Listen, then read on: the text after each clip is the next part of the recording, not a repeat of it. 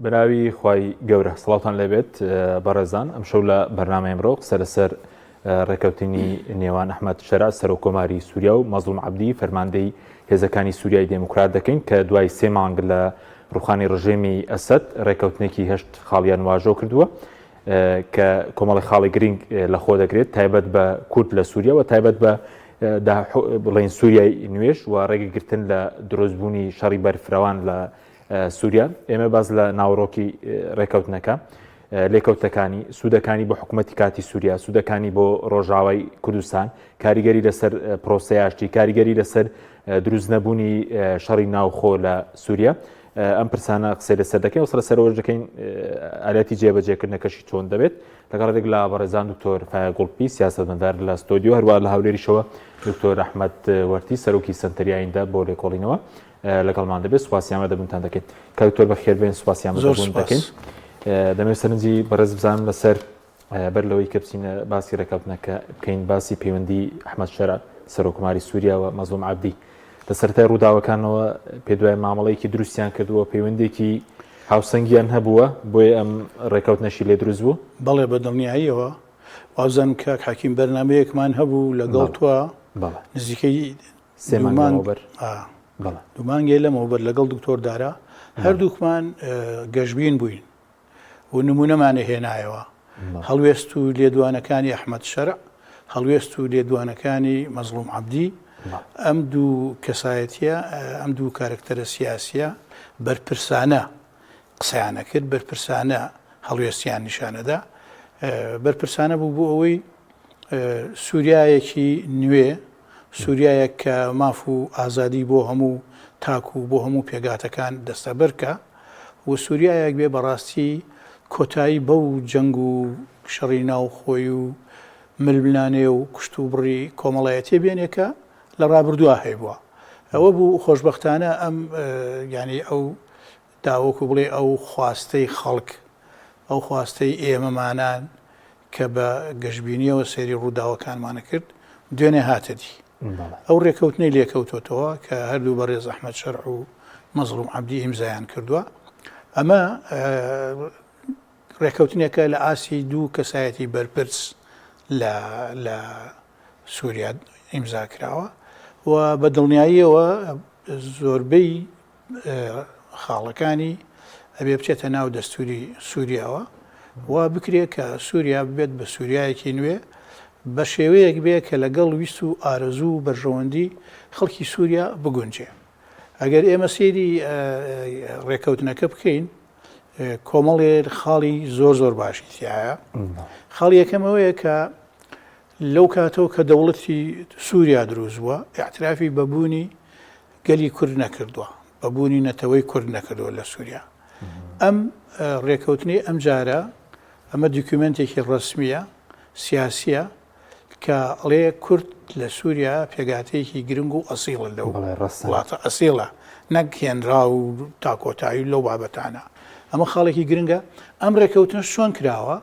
دوو بەرپرسی گەورەی سووریا کردویانە لەلایەن کورد و لەلایەن باڵێن عەرەبەوە کە هەردووکیان و بە نێوەندگیری کۆمەلگای نێودەوڵەتی کێتیدا بەشدار بوون ڕێکەوتن. ئەمریکەکانی تیا بەشدار بوون، فەڕەنسیەکانی تیا بەشدار بوون و ئەوان ئیشیشان بۆ ئەمە کردووە.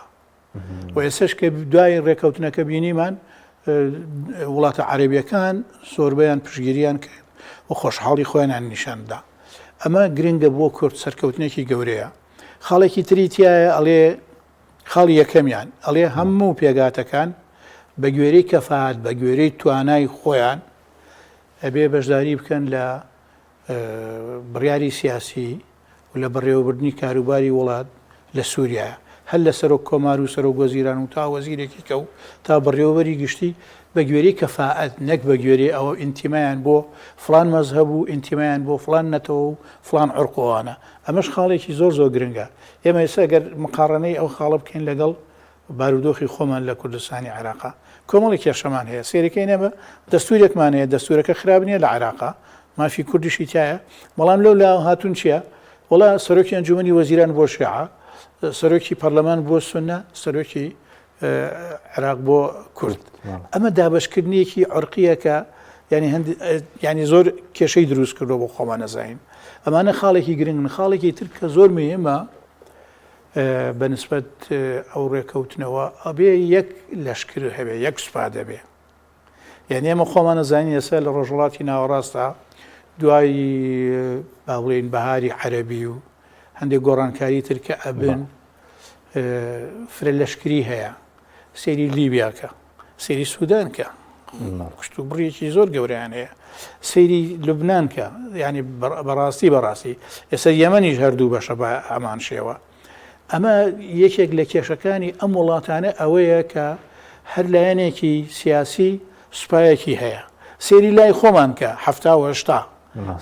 یان یەکێ لە کێشە گەورەکانە ئەوان بڕیاریان داوە کە یەک هێزی سەربازیە بێ کە یەک هێزی سەربازیە بێ ئیتر دەرگای ململانیەکان بە شەڕ داخرێت بە شەڕ داخرێت لەسەر مێزی گفتوگۆ ملمانەیەکان ئەمانە خاڵی گرنگن بێژگەلەوە ئێمە بێ بزانین ئەو ڕێکەوتنە کاریگەریشی هەیە بۆ ئاشتی لە هەموو کوردستانە دوای دینە سەر ئەوەش بەس کەوتۆ سەبارەت بە ئەحمەد شەرع خۆی لە سەرتاوە مامەڵێکی باشی لەگەڵ پرسی کورد کردووە خۆی لەگەڵ پرسی کورد ئەحمەد شەرع مامەڵێکی باشی کردووە لە سەرتاوە خۆی من ویستم شتێکی کە بڵێم پێشەوەی بچینە سەر ئەو مەسلەیە خاڵی یەکەم ئەوەش ئەفو شتێکی نوێی تر لەم ڕێکەوتنا ئەوەیە کە ڕێکەوتنیە کە لە بینی ئەلمانیەکان و ئاینیەکانە یان ئەلمانیەکان و ئیسلامیەکانە ئەمە زۆر گرنگە بۆ ڕۆژهەڵاتی ناوەڕاست ئەمە ململانەیەکی ئایدۆلۆژی ئەتوانم بڵێم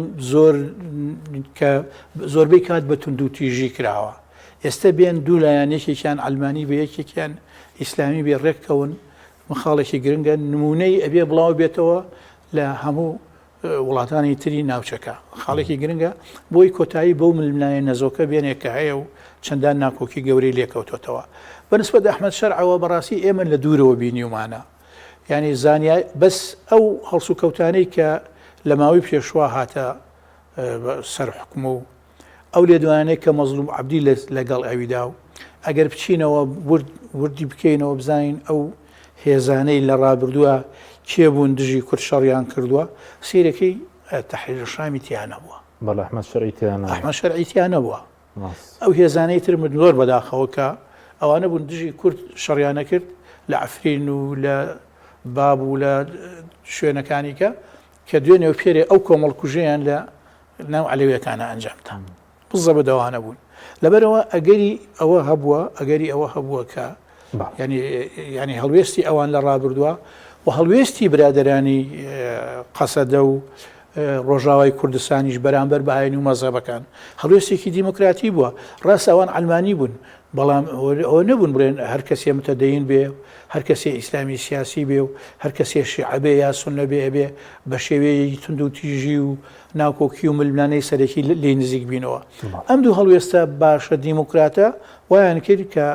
دوێنێ ئەو ڕێکەوتنی لێکەوتەوە دەکەم دێم خزمەت دکتۆر کاکتۆر ئەحمەد سوپاسی بەڕێزیشی دەکەین دەمانەوێت سەرنجی بەڕێزیشی بزانین لەسەر ئەو ڕێکەوتنی کە دوێنێ کراوە و پێدوایە چی بۆ حکوومەتی سووریا بۆ سەر کۆماری کاتی سووریا و چی بۆ هێزەکانی سووریای دموکراتیش تێدایە وا دەکە کە ئەم ڕێکەوتنەوە دەکە کە ئاگری شەڕی ناوخۆ دوور بکەوێتەوە بەڵێ بەناوی خوای بەخشندە مێرەبان زۆر سپاس سڵاو بۆ جەنابتان و بۆ میوانەکەتان و بۆ بینەرانی خۆشەویست سپاس بێگومان ئەو ڕێکەوتنەی کە کرا دوێنێ لە نێوان بەڕێز مەزلوم عەبدی و لە نێوان ئەحمەد شەرع کاریگەری زۆری ئەبێ بۆ ناوخۆی سووریا و بۆ ناوچەکەش و کاریگەری ئەبێ لە سەردامرکردنەوەی ئەو گرژیانە و ئەو ئاڵۆزیانەی کە لە سووریا هەیە لە لایەنی کوردی لەگەڵ بەشەکانی تری سووریا و بڵێن ڕۆژاوای کوردستان لەگەڵ ناوچەکانی تر ئەو ناوچە سنووریانەی کە لە چەند ڕۆژی ڕابردوودا ئاڵۆزان تێدا و بە تایبەتی ناوچەی عەلەویەکان و دوای ئەو ڕێکەوتنەی کە لە نێوان مەزلوم عەبدی و لە نێوان ئەحمەد شەرع هاتە ئاراوە ئەمڕۆ ئەحمەد شەرع لەگەڵ ڕیشتفی و پیاماقوڵانی ناوچەی سوەیداش کە دروزەکانی لێ لەگەڵ ئەوانی شاکۆ بۆتەوە واتە وردە وردە ئەوان بەرەو ئاشتی ناوخۆی ئەڕۆن کە زۆر ئەحمەد شەرع داکۆچی لەسەرەکە سلمی ئەهلی و ئاشتی کۆمەڵایەتی کە ئەمە فاکتەرێکی بەهێزە بۆ سەقامگیری لە ناوچەکە و فاکتەرێکی بەهێزە بۆ گەشەکردنی ناوخۆیی سووریایی ئایندە و سووریایی نوێ کە هەڵەکانی ڕابردوو ئەزمونونەکانی سەردەمی ڕژەمی بەشار ئەسەد دووبارە نەکرێتەوە چ دەربارەی کورد چ دەربارەی پێکاتەکانی تر و ئەو زوڵم و چەوسانەوەی کە لەسەر سووریەکان هەبووە کۆتایی پێبێت. بەڵێ کاکتۆر قازانجی چییە ئەم ڕێکەوتنە یەکەم قازانجی بۆ من حکوومەتی کاتی سووریا لەو ڕێکەوتنە شخاڵی کە کراوە و قازانجی لایەنی کوردیش چییە؟ قازانجی وڵی ئەگەر ئەوە دەنگەداتەوە سەوتەکە لە گوێمان دەنجی خۆم نێتەوە بۆ ناو سەماعەکە باشە. لە ڕاستیدا قازانجی هەردوو لای لەوەدایە یەکەم ئەحمەد شەرع وەکو سەرۆکی کاتی سووریا پێویستی بەوەیە کە ئاڵۆزیەکانی ناوخۆی چارەسەر بکە و شێشە ناوخۆیەکان چارەسەر بکە بۆ ئەوەی بپەڕژێتە سەر بیناکردنەوەی وڵات و پەرەپێدانی ئەو بەرنامەی کە لە جەدوەلی ئەعمالی خۆیان هەیەی بۆ ئایندەی سووریا و بە تایبەتیش ئەو چەند ڕۆژەی ڕابردوو کە ئەو ئاڵۆزیانە ڕوویدا ئەم ڕێکەوتنە لە نێوان کورد و لە نێوان ناوەندی دەوڵەتی سووریا لە نێوان لە دیمەشقا کاریگەری زۆری ئەبێ لەسەر ئەوەی کە ئەوان زاڵ بن لە داهاتوودا بەسەر هەموو گرژی و ئاڵۆزیەکان و وێنەیەشی جوانیش پیشان بدا لە ناوچەکە و لە جیهانە کاوان بە دوای ئەوەنە کە پێکەوە بژن لەگەڵ هەموو پێکاتەکانی و مافی هیچ پێکاتەیەک لە سووریای نوێدا پێشێر ناکرێت بە تایبەتیش کە وڵاتانی ڕۆژئاوا و ئەوروپا و ناوچەکەش داکۆشی لەسەرەوەکەن پێویستە کە هەموو پێکاتەکان و هەموو ئاین و نەتەوەکان لە سووریای نوێدا مافەکانیان پارێزراوێ بە تایبەت لە دەستوری نوێی سووریادا بۆ کوردیش بە هەمان شێوە ئەتوانم بڵێم یەکەم جارێکەوە بە شێوەیەکی فەرمی بە شێوەیەکی ڕەسمی دان بندرێت بە نەتەوەیەکە بە ناوی نەتەوەی کورد هەرچەند ئەو بە کۆمەڵگەی کوردی تعبیری لێکرا و گزارشتی لێکراوە بەڵام هەر مەبەست ئەوەیە کە نەتەوەی کورد پێکاتەیەکی ڕەسەنە لە دەوڵەتی سووریادا لەسەر ئاستی باڵا و لەسەر ئاستی کەسی یەکەم واژۆ لەسەر ئەوە کرێکەوە پێکاتەیەک بە ناوی پێکاتەی کوردی هەیە لە سووریا پێویستە مافە دەستوریەکانی پارێزراو بێ و هیچ پێکاتەیەک لە سووریای نوێدا مافەکانی پێشێر نەکرێەوە کورد سوودی زۆر لەمە ئەبینێ بەڵام ئەمە ڕێکەوتنێکی سەرەتاییە ئەڵبەتە وێ بزانین کۆمەڵێک لیژنەی پێکدێ ئەو لیژنانە کار لەسەرەوەکەن کە ئەو ڕێکەوتنە ورد بکەنەوە لە هەموو بوارەکانە و ئەمە دوای ڕاگەاندنی یعلانی دەستوری و دوای ئەوە ئەو لیژنەیە پێک دێ بۆ نووسینەوەی دەستوری نوێی سووریا کورد ڕۆڵێکی سەرەکی ئەبێت مادام ئەبێتە بەشێک لەم پرۆسە سیاسیە ڕۆڵێکی کاریگەری ئەبێت لە نووسینەوەی دەستور و حتمما کورد مافەکانی لە دەستوری نوێی سووریادا جێگیر ئەکرێن. بەڵێ کاکتۆر ئەو ڕووداوانەی کە لە ناوچەکانی بڵێن لازقیە و بڵێن ناوچەکانی ئالەوی نشین ڕوویدا هۆکار بۆی کەم ڕێکەوتنی واژۆ بکریا خۆت پێ دوایە دەمێکە و توێشەیە بۆی کە ڕێکەوتنێکی لەم جۆرە ئەگەر پێشتر و توێژ نەبووبێ لەو ساتە وەختە ینی دەکرا واژۆ بکرێ؟ لەوانەیە ئەم ڕووداوانە ڕێکەوتنەکەی خێرا کردێ بەڵام دەمێکە ئەحمەد شەرع پێیانمە ئەنێرێکەوە ئێمە لەگەڵ کووردا هیچ کێشەیەکمان نییە و ناکەوینە شەڕ لەگەڵ لایەنی کوردی و مەزلوم عەبدیش دوای پەیامەکەی بەڕێز ئۆجەلان ئەوانیش پەیامەکانیان واضحە کە ئەیانەوێت لە سووریای نوێدا بەشێک بن لە دەوڵەتی سووریای نوێ و ئەمڕۆژ لە مقابلەیەکە خوددە دیدارێکە لەگەڵ گۆڤارێکی سعودیە ڕێز مەزلوم عەبدی ئەڵێ لە دەوڵەتی سووریای نوێدا تەنها یەک سوپا و یەک ئاڵا ئەبێ واتە ئەیانەوێ پەیامەکەی ئۆجەلان لە ڕۆژئاوای کوردستانیش جێبەجێ بکەن واتە چەک تەنها لە دەستی دەوڵەتە ئەبێت و ئەوان ئەسنە ناو پرۆسەی سیاسیەوە لەوانەیە پێش ئێستاش کاری لەسەر کراوە و وڵاتانی ڕۆژئاواش کاریگەریان هەبووە بێگومان لەو نێوانەدا ئەمریکا و فەڕەنسا ڕۆڵیان هەبووە تورکیاش فشاری کردووە بۆیە دەمێکە کار لەسەر ئەوە کراوە بەڵام ئەم ڕووداوانەی دوایی ئەتوانین بڵێن و هەم پەیامەکەی ئۆجەلان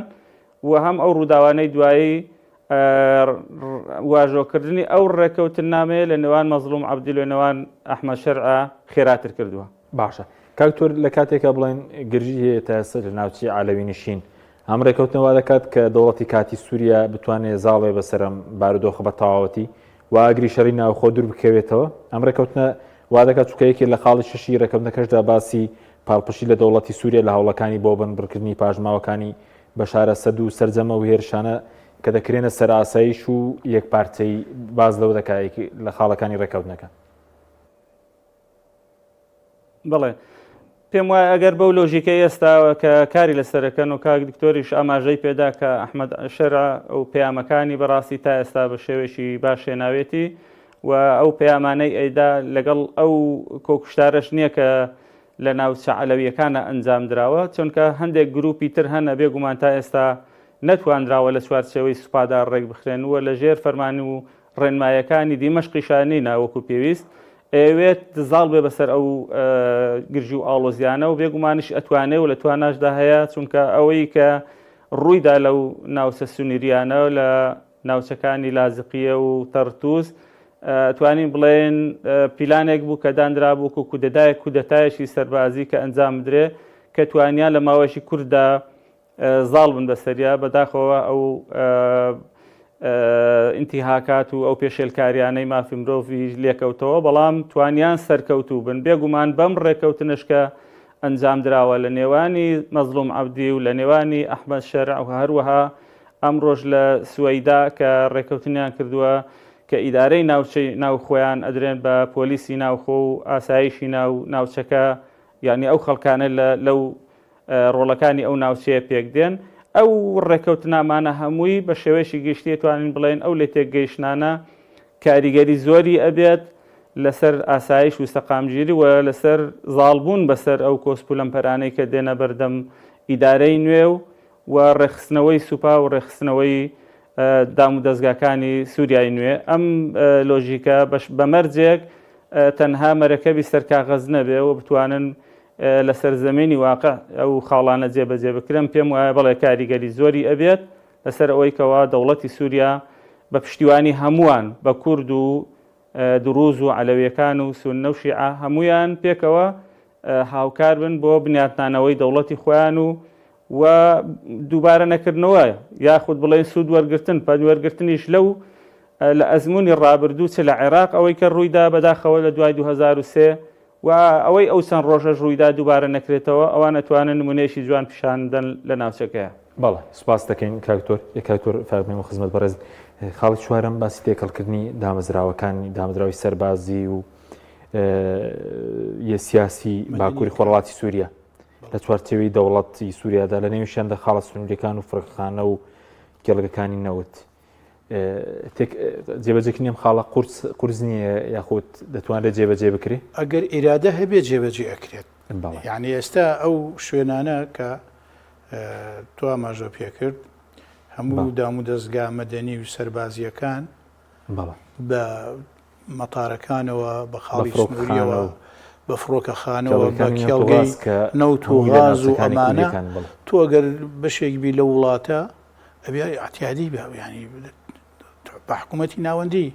سەرپەرشتی بکە. احتیمالێ تۆش لە حکوومەتی ناوەندیەکە دەسەڵاتێک هەبێ یعنی ئەوە هیچ گیر و گرفت نییە گەر ئیرادە هەبێ ئەگەر گومان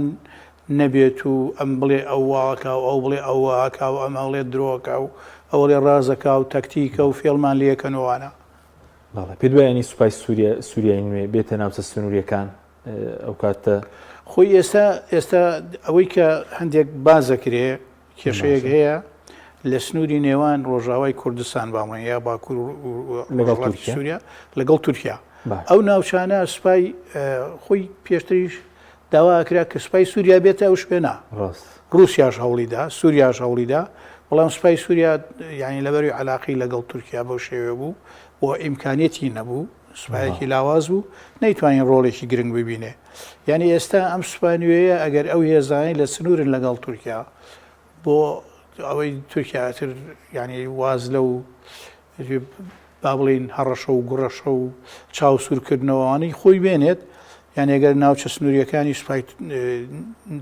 سووریای تیاابێ زۆر زۆر احتیادیە بەڵام هێزەکەی تر ینی کاتی خۆی ئێمە ینی دوو ئەزمونمان هەیە لە باشووری کوردستان هێزی خۆمان تێکەڵی سوپای عراق کردووە بەڵام هێزەکەی خۆمان هەر لە ناوچەی خۆمانێ بۆ نوێ ئێستا ئەم ئەوانەی سنوور پاسەوانی سنوور پاسەوانی سنوور کوردن سەر بەم حیزبانەی خۆمانن بەڵام لە چوارچێوەی دەوڵەتی عراقان لە دەوڵەتی عراق و تەوجیهاتیان بۆیێت موچیان بۆ بێت تا کۆتایی بەڵام ئەوی شانەی کە ئەیکەن دەوڵەتی عراق بیانەڵێ لەوێش هەروە بێت لەوێژ بێ بەو شێوێ بێ لەبەری گیر و گرفت نییە بۆ ئەو شتانە دوایەوە بەنسبەت نەوتوغاز و ناوتوغاز ئەو ناوچەی کە ئێستا بەدەست کردەوەیە ناوچەیەکی دەوڵەمەنە خۆی بێ بەشی ناوچەکانی لەوێ خو نابێ مەسەلانەوە شتێکی نییەوە مادامە وڵاتەیە تۆ ئەگەر بێت مەسان خاڵی شەشەم سیرکە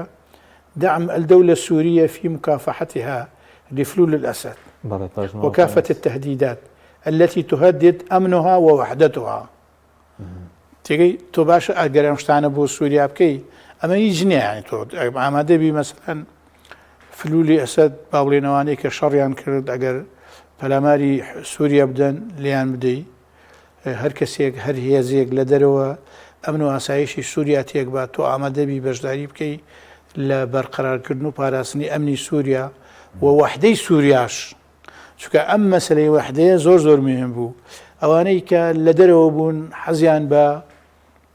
ئەوە بوو کە سووریا استیقرار نەبینێ یان کێشە هەبێ لە نێوان ئەم سووریایە و کووردا دایمەن باسی وایانە کرد ئەوان کورد جیا ئەبێتەوە کورد جوداخوازە ئێستا ئەڵێ ئێمە پشتیوانی ئەەکەین لە سووریا و پاراستنی حدودەکەی ئەرکی خۆمانە بەس کەکتۆر پێسی وحدەی سووریا ئەرکی خۆمانە باش وەکو ئیدارەکە ئەوە بڵێن دەمێنێتەوە تێکەڵ دەکرێت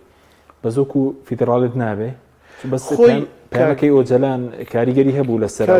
ئۆجەلان بۆ کوردستانی باکوور نەداوای فیدراڵێتی کرد نەوتی نەخۆ سەر چارە سەرە ئەخر خۆی شتەکان بەڵە باشە پرسیارەکە بکە بەڵێ ینی کاریگەری دەبێت لە سەرام ڕێکەوتنەی لەگەڵ سووسێ مەسەلە هەیە لێرە خۆی ئێمە من لە سەرەتا وتمەوەیە کەم جارێ اعتراف بە کورد بکرێت لە سووریا بۆ نمونە ئێمە خۆمان ئەگەر بەراوردی باشووری کوردستان بکەین لەگەڵ ڕۆژاوای کوردستان کۆمەڵێ جیاوازی هەیە یەکێک لەو جیاوازیانە ئەوەیە لەوەتی عراق دامەزراوی اعتراف بە کورد کراوە بەڵام سنووری کوردستان لەگەڵ دەسەڵاتی کورد لە عراقا ئەوانە ناکۆکیان لەسەرە هەتا ئێسێمە برادرانی خۆمان زۆر گرنگی بە سنوورەکەش نادەن ئێستا ناکۆکی لەگەڵ عراقا لەسەر دەسەڵاتە بۆ نمونە ئێستا مەسەلەی بوجە ئەمە مەسەلەی دەسەڵاتە لە سووریاوانە لە سووریا یەکەم شت احترافکە بە کورد جارێ لە باکووری کوردستانی جوانیە ئەمە خاڵێکە خاڵی دووەم کوردستانی سووریا یان ڕۆژاوای کوردستان ڕژێمی باسی کۆن وای لێ کردووە وەکو ناوچە جێناکۆکەکانی خۆمان لێ کردووە زۆربەی شوێنەکان کورد و عەرەب و ئاسووری و تورکمان و کێوکی پێکەوەیە ینی شوێنێک نیە کورتیدا زۆری ینی نیە با بڵێن ئەمە هەمووی وەکو ئێستا ئێمە سێ پارێزگامان هەیە هەمووی کووردە پارێزگای کەرکووکمان هەیە کورد و عەرەب و تورکمان و ئەوانەی تێداژی مەسەلەن لە کفری تورکمان هەیە لە خانەقین هەندێک تورکمان هەیە لە جەلەولا ئەوە تا ئێستا ناکۆکی هەیە ئەمە کوردستانە یا مەندەلی هەر بە هەمان شێوە یا عەرەبستانە حاڵەتەکەی ئەوان وایە اینجا جۆرەها فیدراالیە نازەماوان چه جۆرێکیانەوێ فیدراالی جغرافی هەیە فیدراالی ئیداری هەیە فیدراالی نەتەوەیی هەیە ئێستا فیدراالی ئێمە فیدراالێکی نەتەوەیە بەڵام ئەوەی ئەوان شەر نێوابێ نەتەوەیی بێ فیدراالێکی جغرافی بێ ینی ئیداری بێ ئەو ناوچەیە مەسەلەن ئێستا بۆ نمونە ئەگەر ئەم وەزەفانەی ئیدارەی باڵێن خۆسەر ئەگەر لە شوێنی خۆیانە بمێنەوە ئەوە هەر بۆ خۆی ئەبێتە بە عملی ئەبێتە ئیداری فیدراالێکی ئیداری ئەمە گرنگە بەنسبەت ئەوەی ئۆجالانەوە و تورکیا ئەوانە ئەمان مۆزوعێکی ترە مەسەلەی جا من باشە کاکتۆر ئەحمەد سەبارەت بەم ڕێکەوتنێک کە کراوە پێ دوایە وا دەکات لەمە دوای ئۆپەراسیۆنی بڵێن تورکیا بوو نیگەرانی تورکیا بوو لەسەر ڕۆژاوای کوردستان ئەوە کۆتایی پێ بهێنرێ مادام ئەوان لە چوارچێوەی لەمە دوای هێزەکانی سووریا دموکراش دەبنە بەشێک لە وەزارەتی بەرگری سووریا کۆتایی بەوە دێنێ بە هێرشەکانی تورکیا و نیگەرانیەکانی لەبارەی ڕۆژاوای کوردستان؟ بەڵێ کۆتایی پێدەنێ لا نەزام لە مەودای نزیکە، بەڵا لە مەودای دوورە هەزەکانی دیمەشق یا هەزەکانی حکوومەتی سووریا جێگەی هێزەکانی سووریا دیموکرات ئەگرنەوە لەو ناوچانەی کە هاوسنوورن لەگەڵ تورکیایە، بۆیە ئەوان ئەرشی پاراستنی سنوورەکانیان پێ ئەسپێردرێ و ئەمەش ئەبێتە هۆکارێکەوەی کە ڕۆژاوای کوردستان ڕزگاری بێت لە هێرش و پەلامارەکانی تورکیا، چونکە هیچ پاساوێک نامێنێتەوە کە ئەوان دەمجەبن لە ناو سوپای سووریا و هەروەها موسەساتەکانیشیان دەمجەبێت لە ناو موسەساتی دەوڵەتی سووریادا، بۆ هیچ پاساوێک نامێنێتەوە کە تورکیا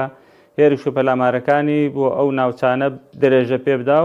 و حکوومەتی سووریاش ڕازی نابێت، چونکە کە ئەو ڕێکەوتنی کرد و بەرپرسیارەتی ناوچە سنووریەکانی لە ئەستۆگر هیچ پاساوێک نامێنێتەوە کە تورکیا و ناوچانە بەردوومان بکە. بۆیە ڕۆژئاوای کوردستان لەو ڕۆوە سوودێکی زۆر ئەبینێەوە ئەوەی کە دوێنێ ئێمە بینیمان کە خەڵک چەند خۆشحاڵ بوو لە ناوچەکانی ڕۆژئاوای کوردستان و هەروەها لە ناوچەکانی تریش لە خودی پایتەخت و لە دیمەشقیش کە خەڵک ئاهەنگیان جێڕابوو بۆنێ ئەو ڕێکەوتنەی کە ئیمزا کراوە لە نێوانی مەزلوم عەبدی و لە نێوانی ئەحمەد شەرعا، واتە ئەوان خەڵک بە زۆری حەزیان لە ئاشتیە، حەزیان لە پێکەوە ژیانە. ئەوەش ئاگاداریش بین کە ناوچەکانی ڕۆژئاوای کوردستان زۆرینە لە زۆربەی شارەکانە کەم وایە زۆرینەی کورد بێت، چونکە ناوچەیەکی زۆر بە عەرەب کراوە لە سەردەمی ڕژێمی ئەسەدا بنەماڵەی ئەسەد و لە قامیشلۆ لە حەسەکە لە حەلەب لەو ناوچانە عەرەبی زۆر هێنراوە، لە هەندێک شوێناگاتە لە ١٦٠ عەرەب، بۆیە ئەو ناوچانە هەمووی تێکەڵەیەکن لە کورد و لە عەرەب و لە پێکهاتەکانی تریش. هەموو ئەو پێکهاتانە پێکەوە ژیاون، بەڵام سیاسیەکان بە تایبەتی ڕژێمی ڕابردوو ڕق و قینێکی زۆری بڵاو کردوتەوە و کورد ئەسڵەن دانی پێدانەنراوە، بە کورد حساب نەکراوە و ڕگەزنامەشیان نەبووە لە دەوڵەتی سووریای ڕابردووە. بۆیە ئەمڕۆ ئەمە بەڕاستی دەستکەوتێکە، ڕاستە هەندێک کەس بە ڕەشبینیەوە تەماشای بابەتەکەکە، بەڵام ئەوان بۆ خۆیان باشتر ئەزانن، واقعی خۆیان باشتر خوێندەوەتەوە و مەزلوم عەبدی ئەو ڕۆژە من لێدوانێکیم خوێندەوە کە باس لەوە کە ئێمە ئەزمموی هەرێمی کوردستان دووبارە ناکەینەوە، واتە ئەوان مەرزنێت داوای هەرێمێکی وەکو هەرێمی کوردستان بکەن، زائیتر فیدراڵی بێ یا هەر ناوێشی لێنەی، بەڵکو ئەوان دەیانەوێت تەنها لە ناوچەکانی خۆیانە وەکو بڵێ چۆن ئەوەی ئەمڕۆ لەگەڵ ناوچە دروزیەکان پارێزگای سوەیدا ئەنجام دراوە و لەوانەیە لە ڕۆژئاوای کوردستانیش بە هەمان شێوەبی هێزەکانی ئاسایش و پۆلیس لە ڕۆڵەکانی ئەو ناوچانە پێک بێن، خۆیان ئیدارەی خۆی بکەن، بەڵام سنوورەکان و ئەوەی کە وەکو لە دەوڵەتی ئیتحادی شاوایە مەسەلەکانی پارێزگاری لە سنوور و ئەو شتانەی کەوا حەسرین لە دەسەڵاتەکانی حکوومەتی ناوەندین یا حکوومەتی ئیتحادینە ئەوان بەڕێوەیە بن، هەرچەنەوەن تا ئێستا دەوڵەتیشی ئیتحادی نین، ئەوە دەستور دیارریەکە نظامی داهاتووی سووریا چیە بێ، بەڵام بە شێوەیەشی گشتی ڕۆژئاوای کوردستان زۆر سوود ئەبینێت لەم ڕێکەوتنەوە پێویستە پارێزگاری لێ بکرێ، وەکو بەڵام ئەوترێت عیبرەتیش لە جێبەجێکردندایە. سەبارەت بە تورکیا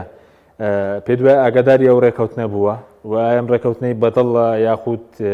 بەدڵی نییە تورکیا یاخود ئاگادارە خۆی لەم ڕێکەوتنە؟ پێم وایە ئاگادار بێ، بەڵێ چونکە یەکێک لە داواکانی تورکیاش ئەوە بووەکەوە نابی هێزی چەکداری لەو ناوچانە هەبێ و بێ ئەوان لە ناو سووریای نوێیە لە ناو دەوڵەتی سووریایە جیان بکرێتەوە، ئەوانیش هەڵبەتە ئاگادار بوونە، چونکە ئەمریکا خۆتان نەزانن ئەو بەڕێز مەزلوم عەبدی بە فڕۆکەی ئەمریکی چووە بۆ دیمەشق و ئەو ڕێکەوتنیان ئەنجام داوەتە بە سەرپەرشتی ئەمریکا بووە و ئەمریکا و فەڕەنسا و لەگەڵیشە تورکیا ئاگای لێە وەکو وڵاتێکی ئەندام لە ناوتەوە و بۆ تورکیاش قازانجا ئەڵبەتە سنوورەکان لە دەستی هێزەکانی دەوڵەتی مەرکەزیە ئەبن و ئەو هەڕەشانەی کە خۆی ئەڵێ تا ئێستا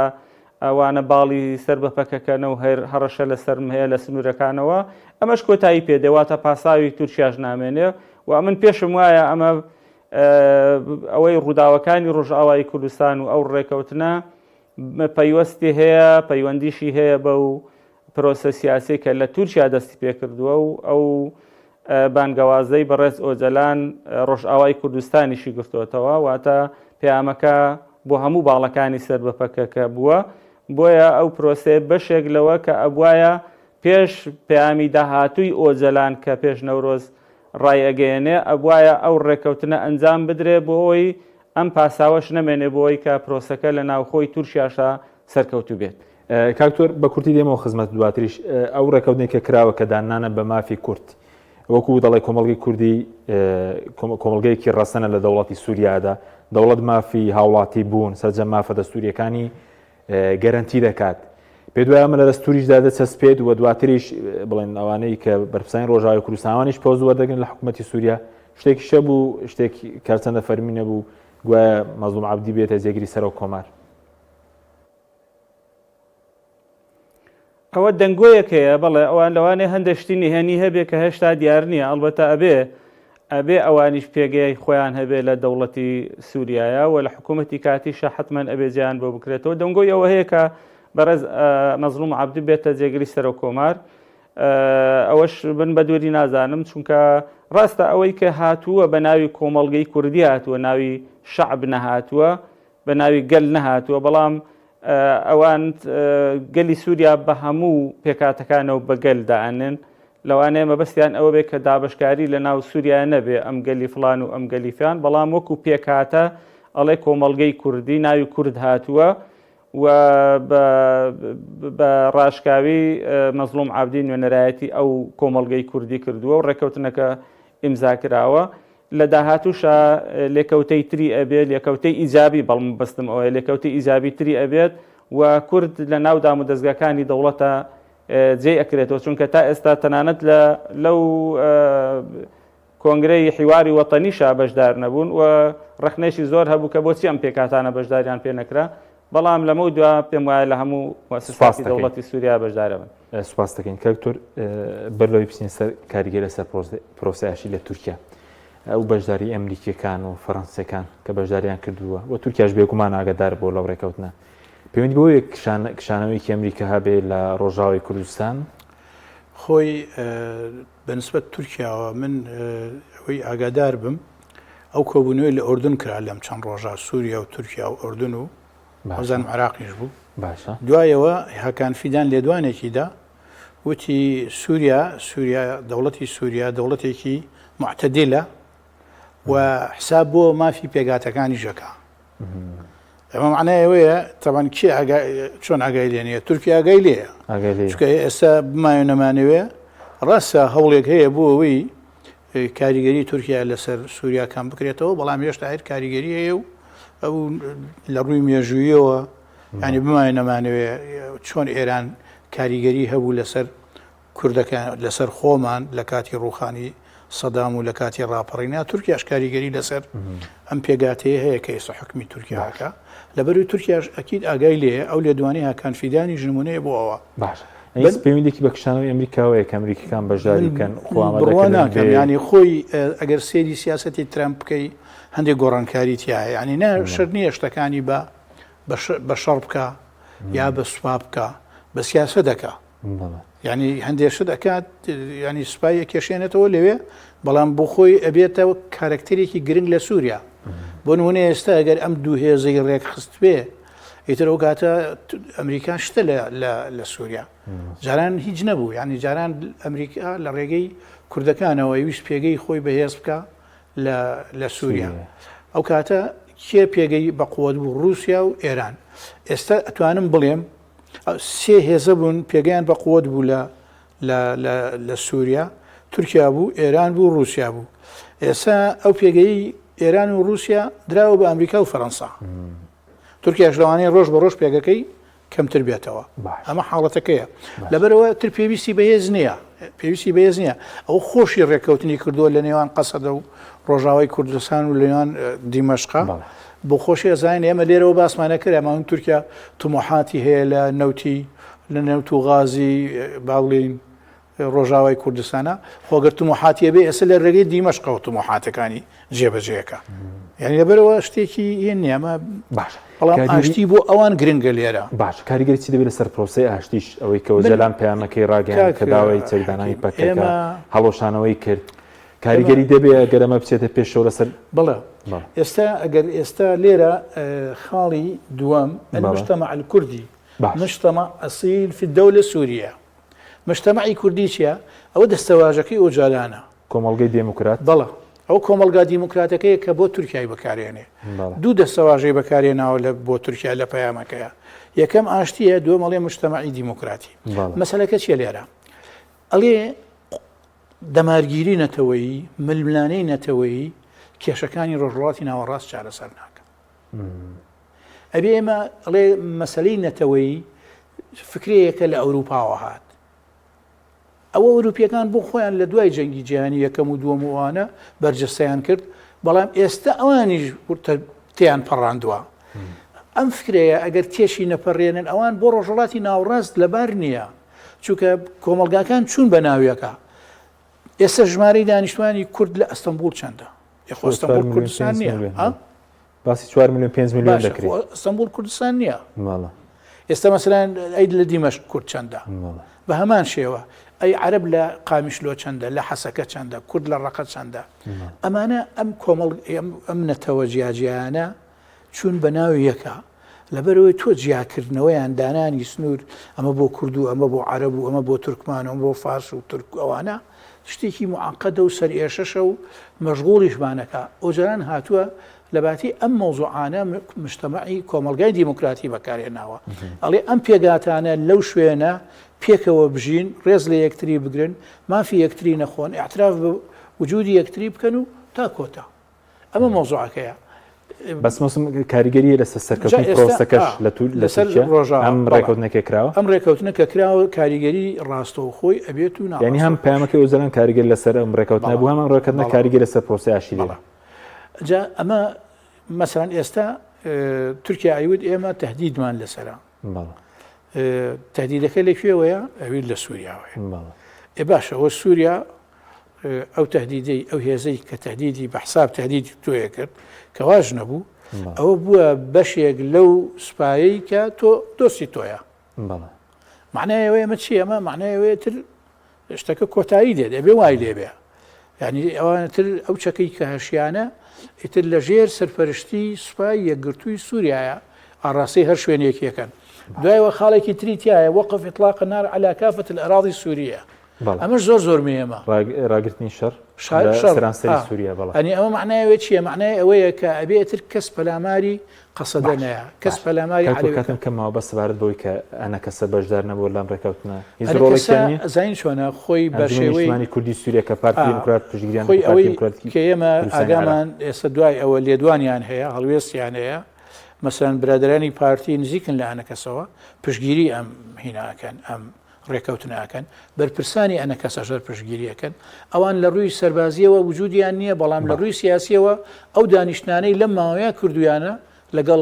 مەزلوم عەبدی لەگەڵ بەرپرسانی تری ڕۆژاوای کوردستان ڕێکەوتنیان کردووە ئەوە هی هەموویەتی هی ئەنە کەسەیە و هی پەیەدەیە و هی حیزبەکانی تریشە سوپاسەکەی کاکتۆر ئەحمەد کاتمان زۆر کەماوە دووخولەکیش بۆ بەڕێزت پێ دوای کێ دژی ئەم ڕێکەوتنەیە و هەوڵ هەیە کێ دەیەوێ ئەم ڕێکەوتنە سەر نەگرێ لە بەرژەوەندی کێنیە لە سووریا لە بەرژەوەندی کێنیا بەڵام ڕێکەوتنە کێ دەیەوێت تێک بدرێ لایانی نێودوڵەتی هەرێمایەتی پێم وایە بەڵێ پێم وایە ئەو ڕێکەوتنە سەر ئەگرێت چونکە وەکو کاک دکتۆر باسی کرد ئەگە ئیرادێشی سیاسی هەبێ سەر ئەگرێەوە دەستێوەردانیش نەبێت چونکە هەمووان گەیشتونەتە ئەو قەناعەتێک کە پێکەوە پێویستە پێکەوە بژین لە یەک کۆمەڵگەیە بەڵێ فعلەن ئەو مستەڵەحەی بەکار هاتووە مستەڵای مجتەمع الکوردی مستەڵەحێکی بەڕێز ئۆجەلانە کە بەکاری هێناوە کە ئەڵێ ئێستا ئێمە ئەبێ هەمومان لەناو یەک کۆمەڵگەیە بژین و ئەبێ ئێمە ئەوەی کە لە ڕابردووە پەیڕەومان کردووە ئەوە تێپەڕێنین چونکە ئەوەی دەیەوێت بەڕاستی وەکو بڵێ بێتە گۆرباچۆفی سۆڤیەت کە چۆن کۆتایی بێشێتی سۆڤیەتێنە ئەویش ئەو خۆناغی ڕابردوو کە ئەو بیر و باوەڕ و ئایدۆلۆژیای لەسەری بوونە کۆتایی پێبێ باوەڕیان پێی نەماوە بێ خۆناغێکی تر لە خەبات دەست پێ بکەن کە خەباتی سیاسیە بچنە ناو پرۆسی سیاسیەوە. خاڵێکی تر کە لێرە زۆر گرنگە ئێمە بۆمان دەرکەوتکەوە سنوورەکانی سایکس پیکۆ دەستکاری ناکرێن لە ناوچەیە و بۆ ماوەیەکی دوور و درێژتریش ئەمێنێتەوە. ئەوەی کە پێشتر باسەکرا نەخشەی ڕۆژهەڵاتی ناوەڕاستدا ئەڕێژرێتەوە ئەوە زیاتر پەیوەست و بەرژەوەندی ئیسرائیلەوە ئیسرائیلی گەورە لە ناوچەکە دروست بکەن وەکو بیر و باوەڕ و عەقیدەی خۆیان منە نیلی ئیلە الفورات و ئەمریکا پرۆژەی ڕۆژهەڵاتی ناوەڕاستی گەورە و ڕۆژهەڵاتی ناوێنی بڵاو کردەوە بەڵام ئەو نەخشێش نەیتواندرا ئەو پرۆژەیە سەرکەوتوو بێ بۆیە ئەو پرۆژەی ئەو سنوورانەی کە سایکس پێکۆ دایڕشتووە ئەو سنوورانە بەردەوامی ئەبێت بۆیە کورد ناتوانێت دەوڵەتی خۆی هەبێەوە هیچ دەوڵەتێکی زلهێزیش پشتیوانی لە دەوڵەتی کوردی ناکە بۆیە کورد ئەبێ خۆی بگونجێنە لەگەڵ ئەو وڵاتانی کە تێیدایە لەگەڵ وڵاتەکانی خۆیان ڕێکەوێ بتوانێت ئەمن و ئاسایش و سەقامگیری بۆ ڕۆڵەکانی خۆی دابین بکات. بەڵێ سوپاس دەکەین دکتۆر ئەحمەد وەرتی لە هەولێر و هەرە دکتۆر فایق گوڵپی لە ستۆری سوپاسان دەکەین. سپاس بۆ سپاس بۆ بینەرانی بەڕێز سپاس بۆ هاوکارانم خواتان لەگەڵ.